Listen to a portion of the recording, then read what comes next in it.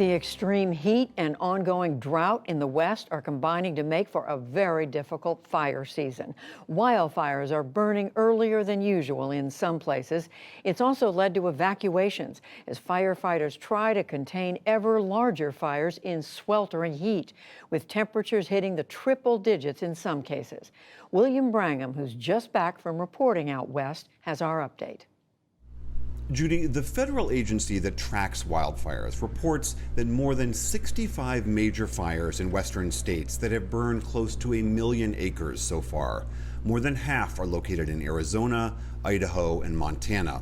In Northern California, large blazes are burning in the Sierra Nevada hills and forests and right near the Nevada border.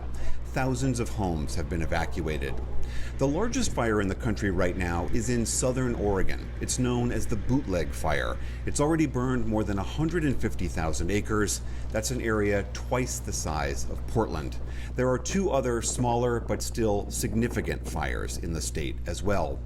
We look at the state of the situation there with Rich Tyler. He's with the Oregon State Fire Marshal's office. Rich Tyler, very good to have you on the NewsHour, especially amidst what you're dealing with right now. Can you just give us a sense of the Bootleg Fire we know has been doubling in size every couple of days. This sounds like an awful thing you all are having to deal with. What is it like right now? What are conditions like? Currently at the Bootleg Fire, they are reporting 201,923 acres that are burned and 0% containment. 0%? Yes.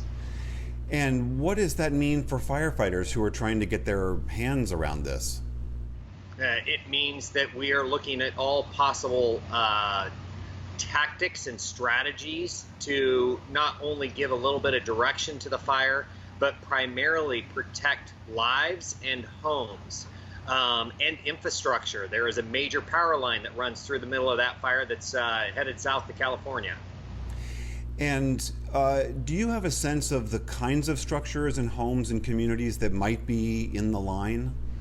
Yes, let's see, we have approximately 1,926 homes that are threatened, with 21 that have already been destroyed, and we have 54 other structures, outbuildings, that have already been destroyed. And those are the ones we know of. We will continue to assess and look at, but that's a slower process because our priority is saving lives, protecting homes, and values. And what about for the firefighters themselves? I mean, I can't imagine what it's like dealing with something, one, of that size, but also in those conditions. I know it's been incredibly hot out there. Yes, and the fire, typically fires have a fire front. It goes in a direction, which allows us to anchor from the start of the fire area, work along the flanks, and work our way to the front of the fire. The unique characteristic that the Bootleg Fire has, if you look at it on the infrared maps, there is no one fire front. In fact, there at times there is 3 or a horseshoe shaped fire front, which means your flanks are very limited. It is still relatively early in the summer. For you guys to be fighting something as big and ferocious as this in July, I mean, what is that? Is that this ongoing drought, the heat? What is that? I think it's all of it. I was talking to our administrator, and we haven't deployed a task forces under the State Fire Marshal's office under a Conflagration Act prior to July 15th, ever. Ever? Ever. So now we are at July 13th, and we've had 5 conflagrations already in the state of Oregon. Is there any sense from the forecast of, do you have any potential relief in sight from Mother Nature helping you out?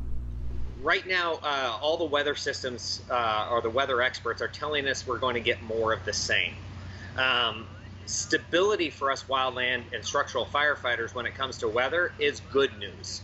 It's when the weather changes, the wind direction changes, the temperature spike, the relative humidity drop, and it changes drastically in a small window, that it becomes more dangerous. We know that human-caused ignition is a major driver of these kinds of fires. Is it your sense that people have gotten a better sense of controlling their own behavior with sparks and cigarettes and campfires and things like that, and done a better job of defending their homes and properties in case fire comes? Has that improved? Absolutely. In 2020, 70% of Oregon's wildfires were human caused. 70%. That means we have an opportunity to really push the education while people are aware of, while our citizens are aware of the devastation the wildfires can have. And people want to get out of their homes. They want to get out of their isolation. They're headed back out in the wilderness. And they're headed out to the parks, and they're headed out to where the forests are. Well, when you take people that may never have been in the forest or haven't been in the forest a long time, they're having to relearn or learn for the first time. How do you be smart? How do you be responsible for your actions to reduce the chance of ignition of wildfires? All right, Rich Tyler with the Oregon State Fire Marshal's office. Thank you very much for being here, and we wish you the best of luck out there. Thank you so much, William.